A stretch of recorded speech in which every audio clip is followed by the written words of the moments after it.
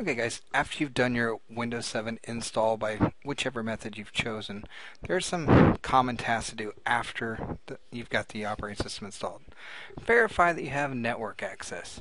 Whether it's to join a domain, whatever you need to do, wireless, if there's a wireless profile you can connect to, or if it's just an Ethernet cable that's plugged in. But make sure you have network access. Like I said, you may need to install your network drivers for this. Next, you need to activate Windows. Microsoft requires product activation, and with the Windows 7 you have 30 days after installation to activate your Microsoft operating system. To activate, simply go to Start, Program, click on the Start button, and then enter Activate in the search box. The Windows activation window opens.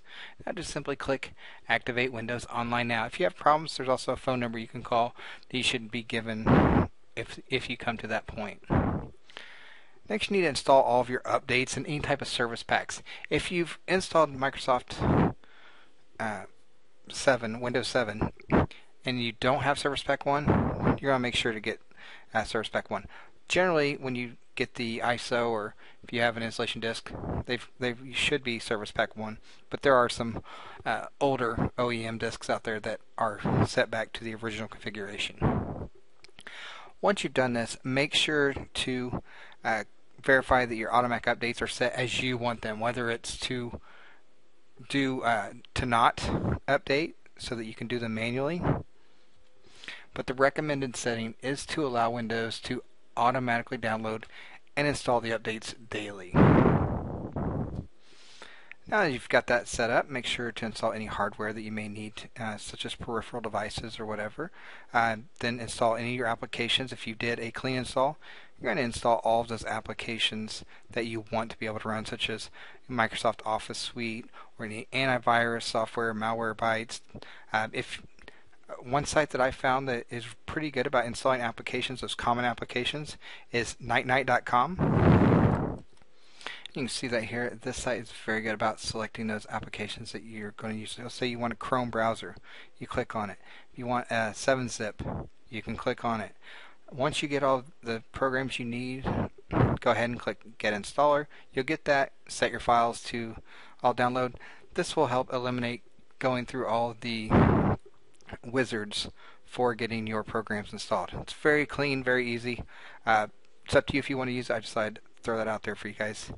I don't get anything from Night, but I wanted to share that with you guys. Alright, once you've done that, set up any user accounts, for your local accounts. If you're on a domain computer, start setting up the domain accounts that need access to that computer. Then lastly, you might want to turn off some Windows features. As an example, if you're in a business, you might want to turn off the games so that the general associates don't have access to Solitaire and other games. And you can see here in your Windows features window here what all you have access to. You may need to turn on some devices or some features for an admin computer, so you may just go in there and check those and make sure that those features are turned on. So make sure you do that as your last step there. Now there are 4 types of deployment strategies that are recommended for large enterprises. You see the first one here is the high touch with retail media. The other one is high touch with a standard image. There's Lite-Touch with high volume and zero touch with high volume. I'll just show you those screens now. With this one, all work is done by a technician sitting at the computer. I'm going to copy the files on a setup DVD to a file server and then share that folder.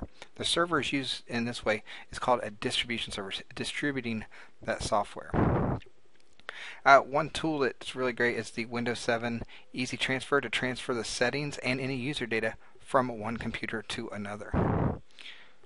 The high touch with standard image, this is recommended generally if you have like a smaller company of 1 to 200 computers. You have drive imaging software. You're going to clone the entire hard drive and then you're going to distribute that. Now this does take longer for your initial setup, but in the long run it's less time per computer. And when you get to a mid-sized company of 200 to 500 computers here, use the Lite-Touch High Volume Deployment. This too is going to use a deployment server on the network to set up the installation after the technician has started the process. The technicians boot the computer to Windows pre-installation environment, and it can be, which a lot of times you'll see them using as a USB drive. And lastly, next we have the Lite-Touch High Volume Deployment. Finalization of what we have to say about this. The Microsoft Assessment and Plain Tool, the Map Toolkit, this can be used to query hundreds of computers on a single scan. And it's going to examine all of your hardware and applications on the computer to verify the compatibility with Windows 7. So you might want to use this sometime.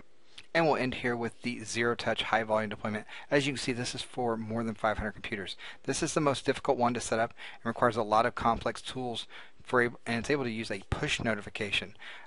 A server automatically is going to push the installation to a computer when the user is not likely going to be sitting at it. So your technician will make sure that that computer is going to be freed up before sending out that push notification. Now this is automated, so there's no user intervention. So it's pretty simplistic. But like I said, it does require a lot of complex tools.